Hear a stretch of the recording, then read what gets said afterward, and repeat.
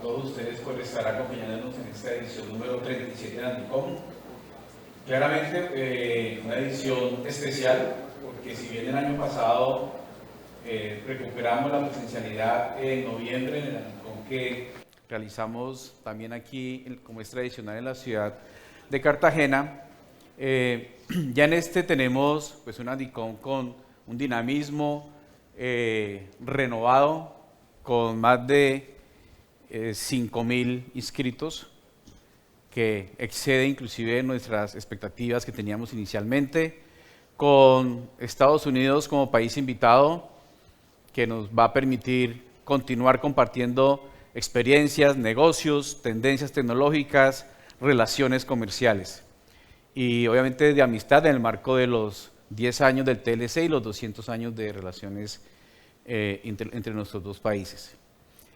Más que una presentación magistral con grandes datos y demás, quisiera en los próximos 30 minutos presentar algunos temas que seguramente, no solamente digamos lo decimos nosotros desde Sintel, pues marcan más que una agenda específica, puntos de reflexión y seguramente de acción para los próximos años. Muchos de estos temas también fueron señalados en el ejercicio que hicimos en noviembre pasado. Ustedes se acuerdan, seguramente los que nos acompañaron, que en algunos paneles hicimos una pregunta: ¿qué recomendaciones, sugerencias le entregarán ustedes como expertos en esos paneles que tuvimos en noviembre para la nueva administración? Y este documento se envió en su momento a las campañas y se publicó. Está también, hay un resumen en YouTube. Y de esas ideas que surgieron también, pues me he permitido hacer algunos resúmenes que compartiré en los próximos minutos. El escenario de Cartagena, este escenario, de alguna manera es un hito también porque nos va a permitir compartir con la nueva administración que está entrando, trabajar e interactuar con senadores, representantes a la Cámara, que van a estar aquí en estos días, conociendo posiblemente más ese sector, las tendencias.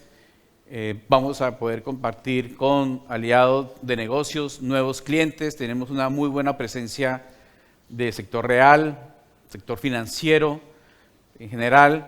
Le sumamos también las actividades lúdicas y de relacionamiento que ocurren en todo Cartagena, y creo que eso nos va a permitir tener una experiencia súper exitosa. Pero ¿cuáles son esos retos o esas ideas claves que debemos abordar como país o continuar abordando en los próximos años? Como punto de partida, les recomiendo mucho siempre también consultar la información que la CRC pone a disposición de todos nosotros.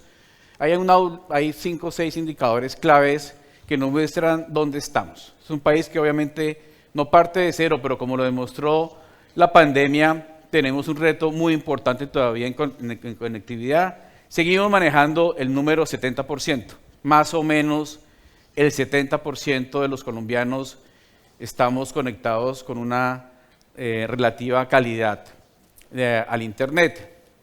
Por lo tanto, sigue siendo un reto conectar con buena calidad a este 30%, que todos sabemos también dónde están. Hay un ejercicio que hace el Ministerio TIC también hace bastantes años, que es bien interesante, que es ese índice de brecha, que nos permite claramente continuar viendo la tendencia de la conectividad, la apropiación y otros elementos que caracterizan este índice de brecha digital, que tampoco es nuevo. Los que son de fuera de Colombia posiblemente no reconozcan los departamentos que tenemos marcados ahí, pero claramente tenemos un nivel de menor brecha en Bogotá y básicamente nuestra zona andina, y como es normal en un país con esta dispersión, normal pero no deseable claramente, tenemos unos retos de conectividad y apropiación en los departamentos que pueden considerarse más alejados del centro, como pues obviamente Baupés y Bichada, que ustedes ven ahí con esos índices de brecha mayores. Creo que el diagnóstico está claro. Aquí no es tanto saber qué es lo que tenemos que hacer, sino cómo lo vamos a hacer. Y sobre eso, pues seguramente en los próximos minutos compartiré también algunas ideas. Entonces estamos diagnosticados, no partimos de cero, tenemos una muy buena cobertura en algunos servicios móviles, tenemos retos obviamente, pero estamos, creo que claramente, y como sector, con la voluntad de conectar al 100% de los colombianos. Pero hay un tema que de alguna manera es el eje de todos los demás. Cuando, como sector, hace rato también estamos insistiendo muchísimo en algunos temas que hemos denominado apropiación, educación, temas de talento. Voy a empezar refiriéndome al tema de educación. Y siendo un padre con hijos adolescentes, esta reflexión del tema de educación claramente es cotidiano. Y yo veo que nosotros como sociedad, como colombianos, latinoamericanos, posiblemente estamos muy confundidos con el tema de educación. Porque a todos los problemas que encontramos, y ahí ya trasciendo lo tecnológico, decimos, ¿sabe qué? Hagamos una cátedra e incluyamos ese tema en el pensum de nuestros muchachos, de nuestros niños. Eso es reiterado, que tenemos un tema de cultura ciudadana, entonces incluyamos algo. Tenemos problema con el STEM, incluyamos entonces también programación y demás. Pero creo que es el momento y la transición, no solamente en Colombia, sino a nivel internacional, de lo que significa pospandemia, ser ciudadano, ser un ser social, me llama a mí a la reflexión sobre qué realmente tenemos que hacer en educación. ¿Por qué? Lo que ha quedado claramente demostrado con este proceso de pandemia y de alguna manera, entre comillas, supervivencia que logramos llevar a cabo como sociedad, es que las cosas han cambiado tanto que muchos de los paradigmas que estábamos trabajando realmente no son necesarios.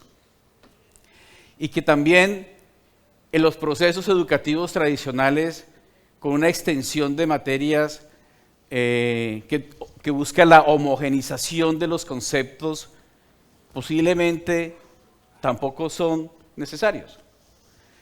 En ese sentido, nosotros desde ese sector tradicionalmente trabajamos con el Ministerio de Educación, con Secretarías de Educación, en general con todo el ecosistema que inclusive ha crecido bastante y tenemos ya una asociación EdTech, donde hay montones de empresas promoviendo la capacitación a lo largo de la vida mediante temas virtuales y presenciales, me lleva a plantear que realmente sí deberíamos intentar reflexionar qué tipo de educación le vamos a ofrecer o queremos ofrecerle como colombianos a nuestros muchachos,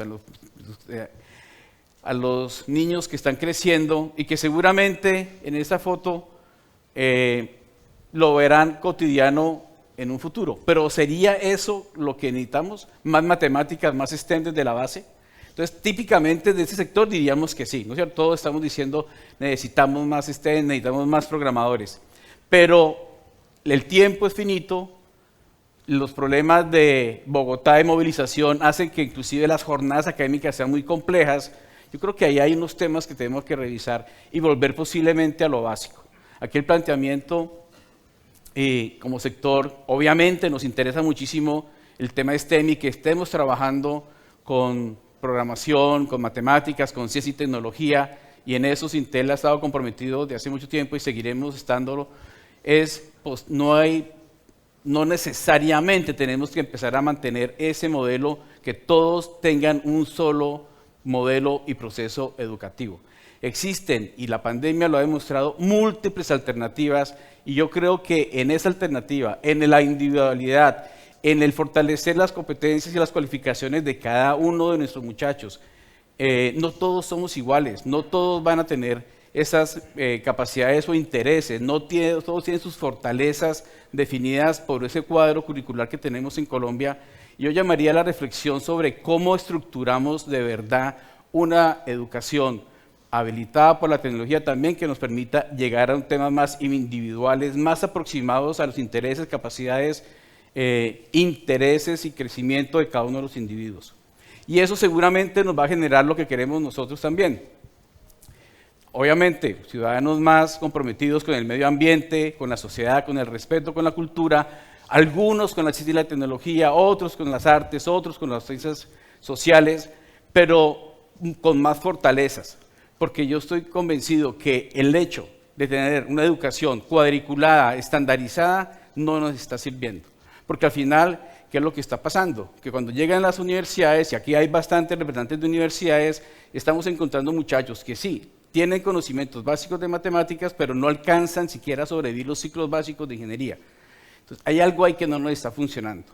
Aquí en este slide, ya para terminar, quisiera llamar a una reflexión sobre qué modelo educativo realmente requerimos en Colombia para fortalecer nuestra identidad, nuestros valores y adicionalmente diseñar o pensar, más que diseñar, permitir que estos muchachos crezcan con sus fortalezas, y los que quieren ser ingenieros, démosles todas las posibilidades para lograr surtir el reto que tenemos en tema de talento. Pero no necesariamente todo el mundo va a tener, repito, el mismo modelo educativo y no el mismo modelo de intereses. Y en ese sentido creo que hay mucho trabajo para hacer. El tema de apropiación está marcado también por lo mismo. Aquí esta foto es real, es tomada en La Boquilla, es un proyecto de apropiación que hemos hecho en Cartagena, donde trabajamos con el sector agropecuario. El sector agrícola en Colombia requiere acompañar procesos tecnológicos cada vez más marcados para permitirles mejorar su eficiencia. Sin embargo, ¿qué sucede? Claramente, lo que nosotros no apropiamos, pues no lo queremos usar. Muchos proyectos de apropiación tecnológica en el país, llevamos varias décadas apoyando al sector agro en sus procesos de apropiación tecnológica, pero muchas veces se quedan incompletos. ¿Por qué? Porque van mucho desde la oferta, falta la apropiación.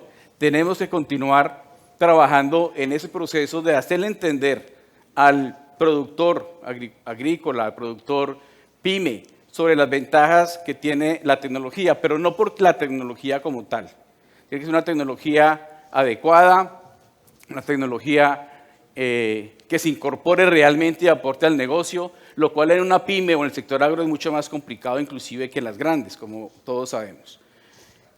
Aquí los programas de gobierno son muchísimos y por ende también hay un reto muy importante, continuar fortaleciendo ese proceso con pymes, pero adicionalmente incluir todos los sectores que todos conocemos, hemos marcado agro, posiblemente algunas industrias, y comunicarlo de manera unificada, a nivel nacional, a nivel local, a nivel empresarial. Aquí varias empresas como Telefónica, seguramente también ETV, que estoy viendo que están aquí, Sergio, Natalia, en el distrito, en Impulsa, en los ministerios, hay muchos programas de apoyo a las pymes, pero están supremamente desagregados. Hay seguramente muchas empresas privadas, de compañías de tecnología que también están apoyando a la incorporación y a la apropiación. Pero cuando uno ve desde el agro, ese portafolio tampoco tiene un punto de encuentro, un punto concreto donde dice, pues yo tengo esta oferta de apoyo tecnológico de transferencia.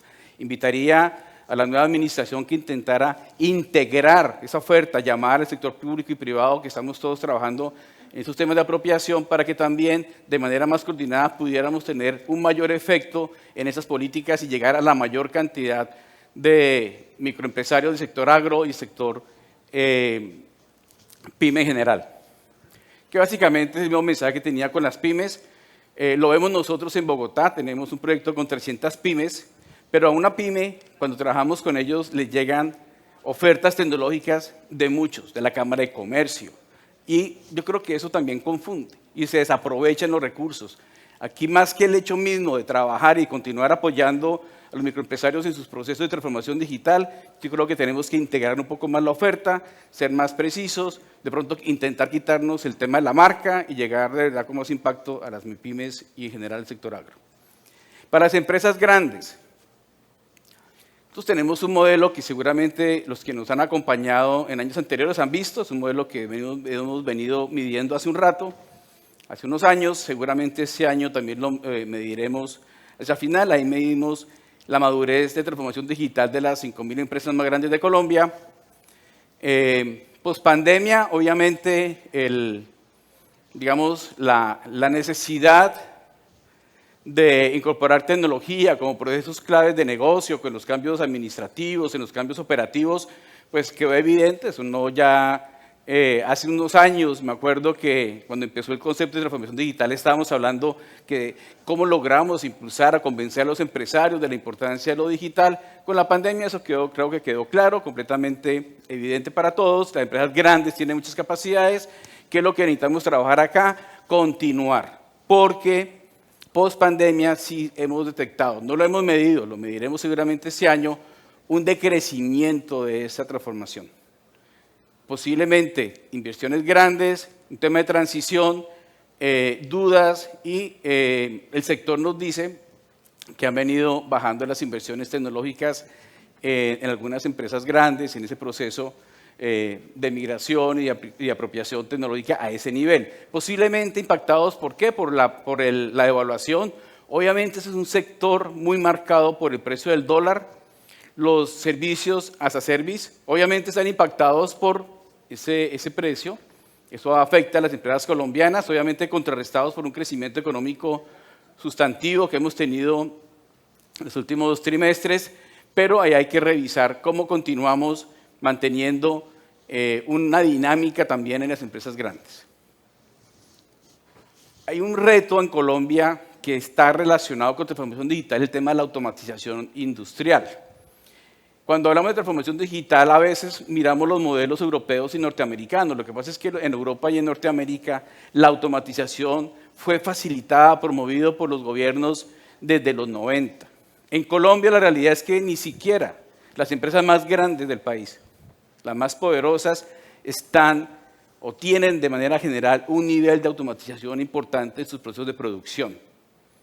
Y tenemos todavía mucha desconexión, falta de integración, falta de data, no tenemos procesos de manufactura automatizadas, celdas flexibles, sensorización avanzada, hay mucho proceso manual. Yo creo que igual eso es más un tema posiblemente Ministerio TIC, Ministerio de Industria y Comercio, tenemos que continuar facilitando la automatización industrial, promoviendo mediante políticas e incentivos que realmente nuestros industriales automaticen su producción para poder tener mucha más competitividad nacional, mejores precios nacionales, poder exportar más. En ese sentido, creo que hay que retomar, y aquí hay algunos documentos de entidades como Colombia Compite y demás sobre este tema, pero creo que es un énfasis importante. De alguna manera, a veces hablamos de transformación digital, pero se nos olvida lo que se llama el Four Plan, que es la parte de producción. Ahí hay que hacer un trabajo y seguramente, por más que las empresas sean grandes, requieren apoyos en muchos casos de las entidades públicas. Pero ¿cómo avanzamos en la conectividad? Entonces hay 2, 3 temas claves, obviamente, 5G. Estamos todavía, hubo unos avances, unos análisis en el gobierno anterior sobre algunas alternativas, pero en Plata Blanca tenemos que tomar la decisión. ¿Cómo vamos a implantar 5G en Colombia? Y eso tiene un parámetro muy importante, que es el valor del espectro. Y hay una definición, y es que el precio del espectro que se pueda cobrar a los usuarios del espectro tiene un concepto que está incluido en nuestras leyes, que se llama el de maximización del bienestar. Y ese cambio, que es un tema de concepto muy importante, porque ya métodos tradicionales como subastas simultáneas ascendentes, ese tipo de subastas que buscaban encontrar un precio de referencia óptimo cuando no lo conoce el gobierno, eso está estudiadísimo, pues se decidió cambiar por un concepto de bienestar, de maximización de bienestar. Y como todos los que son economistas saben acá, bueno, eso también tiene la parte social, eso implica tener un equilibrio entre el excedente del consumidor y el excedente del productor. O sea, eso requiere unos análisis no solamente basado en precio, o sea, no puede ser gratis, posiblemente, tampoco puede ser muy costoso. Las referencias internacionales de precio, los benchmarks internacionales, posiblemente no sean las metodologías más adecuadas. Yo creo que hay un trabajo bien importante que tenemos que hacer como sector y definir qué significa eso.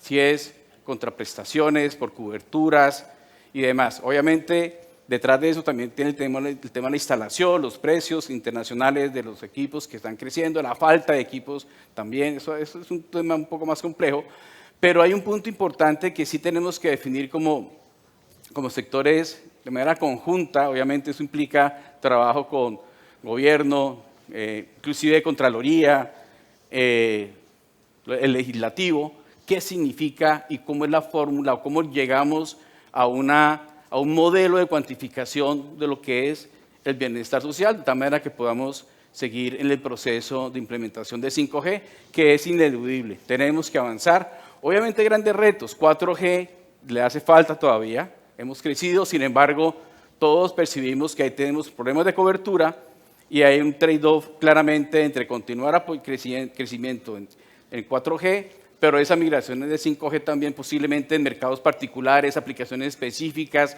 Ustedes saben también que se ha desarrollado más posiblemente en 5G para aplicaciones privadas, puertos, sitios cerrados, grandes coberturas privadas, pero tenemos que destrabar el proceso y seguramente va a ser un reto muy importante de la nueva ministra que ayer se fue designada. En fibra óptica, pues obviamente no existe 5G sin fibra óptica, no existe banda ancha de verdad, sin cobertura de fibra en todo Colombia. Y aquí pues ha habido varias iniciativas, unas digamos, repito, de iniciativa privada, con redes neutras de iniciativa privada, hay otras, digamos, que han tenido otras experiencias, pero claramente tenemos que continuar incentivando que todo Colombia, todo hogar esté pasado por una fibra óptica. Y la metodología de definirlo, si es inclusive obviamente hay iniciativas de que sea una fibra neutra pública, ya existen varias, repito, que son de iniciativa privada, es un tema que claramente está en la discusión y hay que definir cómo logramos esa gran meta de implementar los miles de kilómetros de fibra que pasen por todos los, no necesariamente las 100,15, como digo yo en Bogotá, que hay varias ya que están pasando, sino en los sitios más lejanos. Complementado con un nuevo modelo, claramente interesante, satélites por miles en el espacio, ya que tiene licencia Starlink aquí en Colombia. Vamos a ver cómo empieza a ofrecer el servicio. T-Mobile acaba de hacer un acuerdo para hacer roaming directo de celular al LEO. Es un tema que habrá que mirar cómo lo desarrollan, tiene limitaciones técnicas importantes, pero hay un jugador muy importante que tenemos que considerar en el mercado, que nos va a ayudar seguramente a tener cobertura en sitios alejados, muy buena calidad en el servicio de banda ancha, para escuelas, colegios, todo lo que tiene que ver en la parte rural. Hay una alternativa, ¿cómo lo complementamos? No todo puede ser, todos los que tenemos ciertos años en ese sector sabemos que no puede haber blancos o negros, una gran cantidad de grises en las coberturas. ¿Cómo las mezclamos? ¿Cómo logramos, por un lado, fortalecer los móviles? ¿Cómo fortalecemos accesos banda ancha? ¿Y cómo complementamos con los satélites, con ese jugador nuevo que es muy interesante? Allá hay varios, hay un jugador ya funcionando, digamos, de manera masiva, pero vamos a tener muchos más jugadores. A raíz ya quedan 6 minutos, a raíz del CryptoCrash, el tema de blockchain y en general de los criptoactivos claramente de interés importante. Ahora, de los próximos slides van a ser como de temas tecnológicos y algunas reflexiones de algunos temas.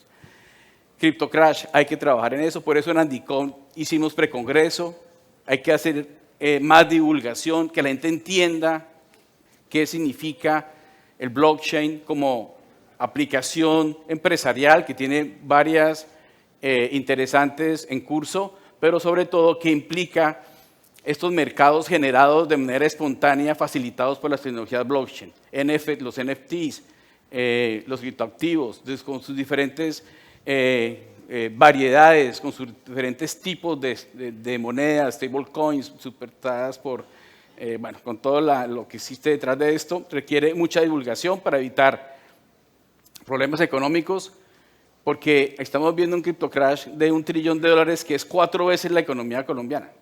Lo que pasó hace 3 meses es 4 veces la economía colombiana.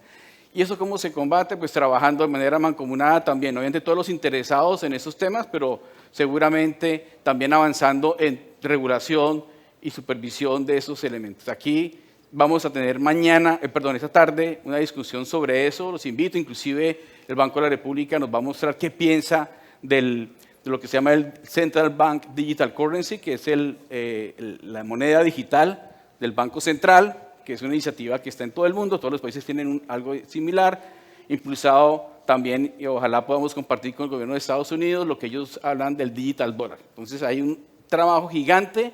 Entonces, como sector, no solamente tenemos que facilitar plataformas, conectividad, seguridad, sino también elementos claramente relacionados con el ecosistema. La discusión de las plataformas digitales, tenemos que avanzar.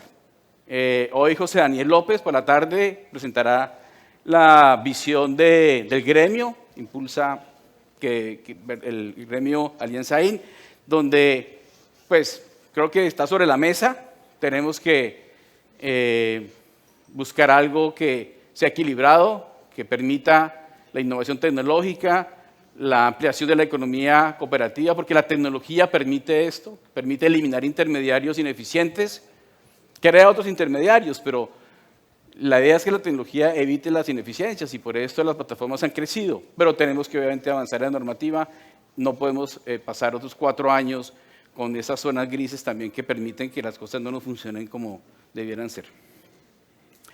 Salud, justicia, como ejes del GovTech, creo que también es un tema que lo hemos discutido como sector. Claramente hay unas grandes oportunidades, ya hay modelos de interoperabilidad de historia clínica en marcha, ya se han hecho varios pilotos, ya hay un modelo para esto, tenemos que seguir profundizando para evitar, como creo que Manuel lo decía ayer en una rueda de prensa, que cada uno ande con sus exámenes, repitiéndolos en cada punto de intervención médica y demás. Creo que lo podemos lograr. Hay que fortalecer esto y creo que es una buena alternativa lo de buscar a través del tema de interoperabilidad de la historia clínica el avanzar en estos temas. Bueno, hay otros retos también en salud. Y en justicia, esa meta que tenemos de tener los expedientes digitalizados para agilizar la justicia es muy importante. Los logros que hemos tenido en justicia, la aceleración de los trámites a raíz de hacer las audiencias a través de web, de las plataformas como Teams, como Zoom, son impresionantes. Todos están contentos porque ha agilizado muchísimo el sistema judicial, pero tenemos que seguir trabajando fuertemente en todos los elementos relacionados con ese expediente y los trámites respectivos. Ciudades y territorios inteligentes, tenemos que dejar de hablar de la teoría de las ciudades y los territorios inteligentes y llevar nuestras iniciativas a la práctica. Dejar de tener modelos de madurez, implementaciones y teoría que llevamos desde el 2008 hablando de esto. Aquí hubo un Andicom en el 2008, buenos días, sobre la ciudad inteligente. Hicimos un Andicom en el 2008 sobre ciudad inteligente, estamos en el 2022 y todavía tenemos muy pocas implementaciones. Tenemos que seguir avanzando de manera práctica, pero con los elementos fundamentales de sostenibilidad, ciudadanía, participación ciudadana, gobernanza. Hay plataformas, estamos presentando, Sintel, va a venir el alcalde de Uitama, donde estamos trabajando precisamente con él en el modelo de Smart Cities, implementando sensores de calidad del aire desarrollados en Colombia, conjuntamente en este caso con el CIF, con temas de seguridad, con cámaras, porque tenemos que realmente llegar a la práctica. Creo que los marcos conceptuales se desarrollaron de manera suficiente ya y tenemos que continuar realmente apoyando a los gobiernos locales en la implementación. Aquí es importante también que el gobierno nacional, de alguna manera, complementado con recursos locales, de multilaterales, avancemos en el apoyo a las implementaciones, sobre todo en estas ciudades pequeñas, municipios pequeños del país, que requieren realmente empezar a beneficiarse de lo que la tecnología le ofrece a nivel de las ciudades inteligentes. En inteligencia artificial, obviamente se hizo un trabajo bien interesante, venimos avanzando en análisis sobre cómo fortalecer nuestro ecosistema de inteligencia artificial en Colombia, algunos temas de ética relacionados con la inteligencia artificial. Creo que hay que continuarlo, seguir fortaleciendo la industria, seguir fortaleciendo la generación de empresas de base tecnológica que apliquen la inteligencia artificial como eje de sus negocios. Ciberseguridad, creo que es un tema claramente de interés de todos. A medida que nos digitalizamos, es evidente que tenemos que seguir trabajando con temas de ciberseguridad, fortalecer ese componente. En Colombia también ha avanzado bastante con la estructura que tenemos sectorial y de gobierno. Hay que masificarlo, hay que continuar divulgándole a los ciudadanos la importancia de un comportamiento seguro cyber. Y aquí creo que las alternativas también están muy relacionadas con la apropiación y educación que mencioné antes, pues nos darán seguramente la mayor capacidad también de avanzar y protegernos. Obviamente aquí es un tema internacional, hay que hacer acuerdos muy importantes porque nadie puede solo con este reto. Yo creo que aquí también se puede aprovechar la presencia de la delegación de Estados Unidos como país invitado para avanzar específicamente en este punto. Me parece que es clave, es un tema que nos afecta a todos y no solamente un tema de un país o de una específica sociedad. Ya para ir terminando, un punto muy importante, ruego a las mujeres que quieran vincularse a Mujeres TIC, que escaneen el código y se inscriban. Hay que seguir trabajando en el tema del género y las tecnologías. Sigue siendo, desafortunadamente, por muchas razones que ya no tengo tiempo de explicar, un reto lograr que tengamos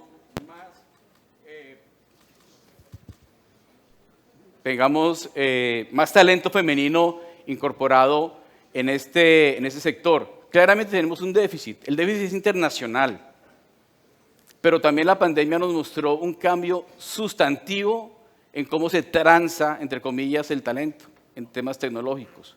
Hoy posiblemente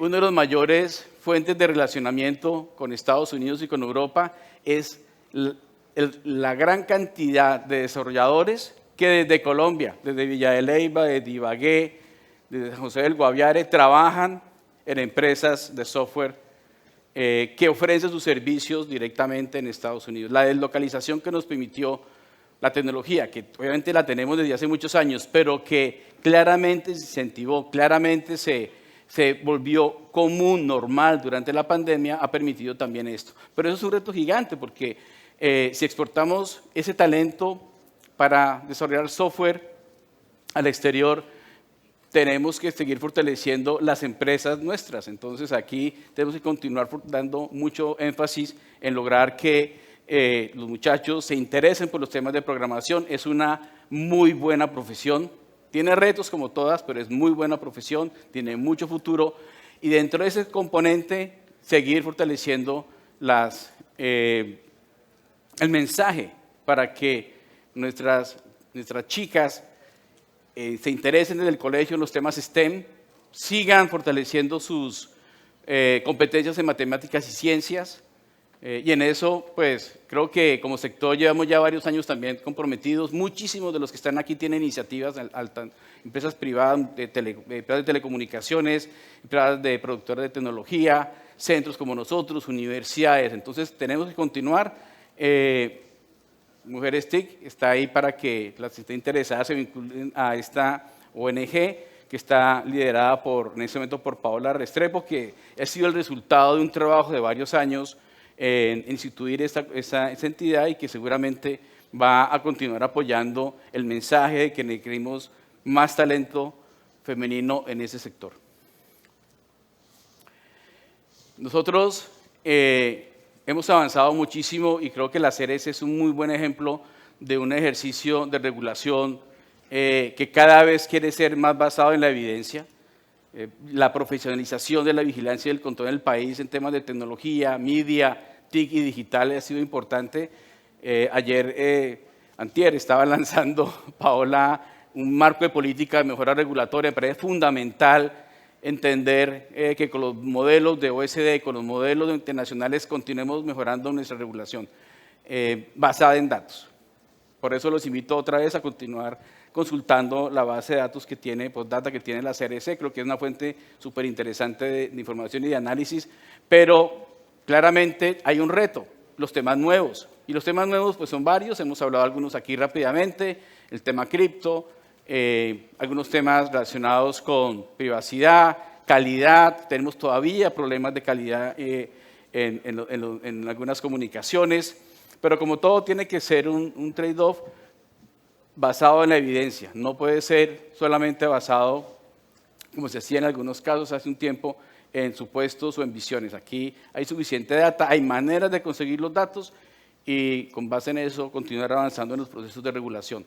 Retos nuevos, todos, porque muchos temas, pues obviamente,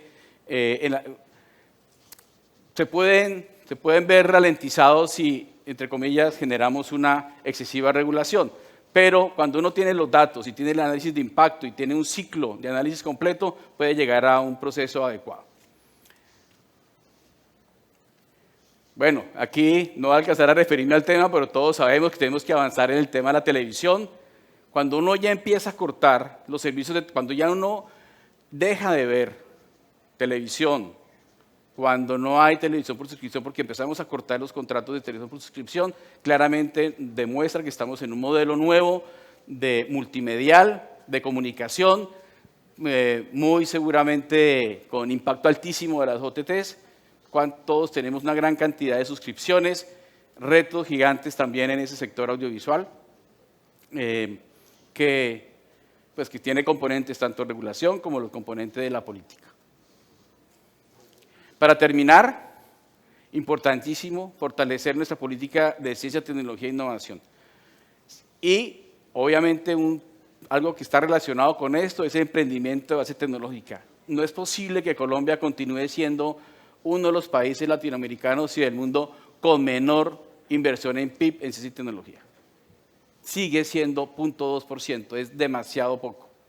Aquí hay una reflexión, la ciencia y la tecnología se complementa con la educación, facilita la apropiación, facilita el crecimiento empresarial, facilita básicamente un desarrollo social. Entender el mundo, entender cómo apoyamos a que el mundo no lo acabemos nosotros en los próximos meses, que le dejemos a los nietos, a los hijos, a nuestros bisnietos un mundo más sostenible, más ambiental, más verde, por favor.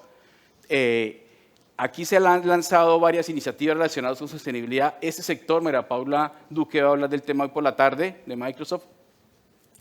Realmente tenemos que ver un sector tan innovador como este, con tanta capacidad tecnológica de análisis de datos, cómo realmente impactamos nuestro quehacer verde, nuestra migración a otro tipo de fuentes de menos generadores de carbono, en general ser carbón neutral. Colombia ha hecho un ejercicio bien interesante de prospectiva, o sea, obviamente el gobierno nacional, el nuevo gobierno tiene su visión, y entre todo creo que tenemos la capacidad más importante para aportar a esa visión, es la data, la tecnología, la información, para que las decisiones que tomemos como país sean realmente adecuadas y realmente logremos avanzar en esta sostenibilidad. Voy a terminar ya, porque me están diciendo que se me acabó el tiempo y creo que ya está listos para el protocolo de ingreso del señor presidente, con el mensaje, y es que en este Congreso varios de estos temas están en la agenda, prácticamente todos, por eso los presenté hoy. Pero sobre todo los llamo a que aportemos este relacionamiento de 5.000 personas que vamos a estar en estos 2 días y medio buscando plantear soluciones de manera propositiva, colaborativa, que creo que es el mayor valor de este Congreso. Este Congreso no es un Congreso solamente mediado por la tecnología, es un Congreso que tiene el sentimiento sectorial. Así nació hace 37 ediciones y así continúa el día de hoy. Por favor, disfruten Andicom, volvamos a reencontrarnos, tomémonos un café, por la noche vinito, muy buenas cenas que hay en ese país, en esta ciudad, perdón, y de verdad logremos buscar sinergias para avanzar en unas propuestas con el gobierno, con los aliados de negocio para lograr un mejor país. Muchísimas gracias, disfruten Andicom.